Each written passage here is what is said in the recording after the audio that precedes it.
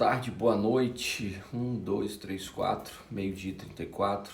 Estou vindo aqui mais uma vez para trazer um pensamento, uma reflexão inspirada pela leitura da Bíblia. Hoje eu estava lendo o livro de Números, capítulo 7. Eu comecei a ler. O próprio livro de Números ele já é cansativo, porque ele fala de muita contagem, de muito censo, de muita coisa. E não é à toa que o nome do livro é Números. E eu comecei a ler número 7 e versículo 1, versículo 2, versículo 3. Daqui a pouco eu comecei a lembrar que todos os anos eu leio. Só contextualizando aqui, esse ano, todo ano eu leio uma Bíblia numa tradução diferente. Então esse ano eu estou lendo a Mensagem, uma versão mais contemporânea de fato, mais compreensível. E aí eu comecei a perceber que eu já tinha lido aquilo. E aí nos primeiros, acho que 24 versículos, eu lembrei do que se tratava. De que todos os versículos de Números diziam praticamente a mesma coisa, mudando só o nome de algumas pessoas. A situação é a seguinte: Moisés ele começa o capítulo 7 de Números consagrando a tenda do encontro. E aí algumas pessoas são designadas para darem ofertas para a tenda do encontro. E aí depois que eles recebem as primeiras ofertas, as ofertas dos levitas, começa cada tribo a dar a sua oferta. E se você tiver curiosidade, até recomendo que você tenha curiosidade de ler o capítulo 7 do livro de Números. Se você tiver essa curiosidade, você vai perceber uma coisa. São 89 versículos, é um dos maiores capítulos da Bíblia, 89 versículos. Desses 89, eu acredito que uns 15 terão textos diferentes. Os outros 74, a conta é essa?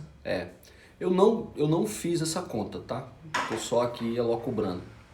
O que eu quero dizer é que a maioria dos versículos vão dizer exatamente a mesma coisa. E aí a tribo e aí Natanael da tribo de tal, ele trouxe como oferta 1 quilo, 560 gramas disso, 840 gramas daquilo, em 2 bacias de ouro, com 5 cordeiros. E aquela leitura ela vai se tornando repetitiva e ela vai se tornando, para quem tem o ideal de ler a Bíblia o ano todo, dá logo vontade de passar adiante. Eu já sei que tudo aqui vai ser igual e só vai mudar o nome da tribo. Então há uma autossabotagem e uma vontade de pular. Enquanto eu li aquilo e absorvia cada texto, quase que dessa vez tentando decorar, e depois eu vi para que eu vou decorar isso, não tem o menor sentido. Eu tive a sensação do déjà vu, não sei se você já viveu isso, mas a sensação de estar fazendo e tá voltando sempre para o mesmo canto, e tá fazendo e não prosperar, e virou, mexeu, você tá no mesmo canto. Foi essa sensação e essa reflexão que o capítulo 7 de Números trouxe para mim. E o que é interessante, antes de eu concluir o meu raciocínio, é que enquanto eu trazia isso para a minha vida, enquanto eu pensava na minha vida, eu lembrava que muitas vezes algumas pessoas criam a expectativa de que o texto bíblico propriamente dito, quase que interpretado de forma literal, ele vai trazer uma informação, vai trazer um ensinamento, um aprendizado para você. E para os que creem, Deus vai falar com você através daquilo. E eu percebi que não, Deus não estava falando para eu ofertar 1 quilo, 560 gramas disso, com 2 bacias de ouro, não. Eu entendi. Deus falar comigo, isso é para quem crê, tá, gente? Se você crê, entende aí o que eu estou te dizendo, discerne isso de uma maneira espiritual. Se você não crê, imagina que é alguém falando para você que você está fazendo as mesmas coisas e por isso que você não prospera. Eu entendi Deus dizendo para mim, Rondinelli, tem alguma coisa que se não sai do lugar, é porque você está rodando, você está andando em círculos. E aí tem as máximas que falam, né? Resultados diferentes, coisas diferentes. A maioria de nós sabemos disso, a propósito, isso é muito óbvio, mas especificamente nesse sentido eu quero falar para você que sente que está fazendo a coisa, certa, mas não sai do lugar. Esses dias eu ouvi uma cliente compartilhar uma informação. Ela participa de um grupo. Esse grupo busca resultados iguais, resultados parecidos, e enquanto ela via ao longo dos meses as pessoas prosperarem, ela não saía do lugar, disse ela, certo? E aí eu lembro que muitas vezes nós fazemos a coisa certa, sim, sei lá o que a Bíblia diz, o que os desenvolvedores dizem, ou o que os gurus dizem, os padres, os pastores, os psicólogos, os coaches, as pessoas que nós damos crédito dizem, e de repente você olha e diz assim, caramba, eu estou fazendo isso da maneira certa. Por que não está dando certo? Intencional é um detalhezinho na tua vida, é a intencionalidade. Fazer por fazer não vai adiantar. É como ler o livro, o capítulo 7 de Números. Li, caramba, eu já vi isso. Li, poxa, está escrito a mesma coisa. Li, está escrito a mesma coisa. Li de novo, está escrito a mesma coisa. Fazer por fazer não adianta.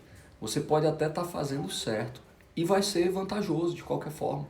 É que nem a história de um cara que... Eu não lembro dessa história, eu sei que tinha um cara que tinha que empurrar uma pedra. E era uma pedra muito grande.